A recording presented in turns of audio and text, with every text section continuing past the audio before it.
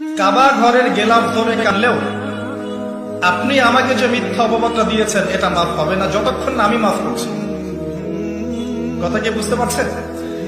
মনে করেন আপনি আমাকে মিথ্যা একটা অপবাদ দিয়েছেন এবং ধুয়ে রেখে দিয়েছেন একদম মিথ্যা অপবাদ দিয়ে। যতক্ষণ আমি আপনাকে মাফ না করছি, কাবা ঘরে গিয়ে গেলাফ ধরে কান্নাকাটি করলো, এই পাপ মাফ হবে না ইনশাআল্লাহ। এই অবস্থায় মৌত হলে কি হবে? পরকালে দেখবেন আমি দাঁড়িয়ে আছি আপনার জন্য। আপনার হিসাব হচ্ছে, হিসাব শেষ।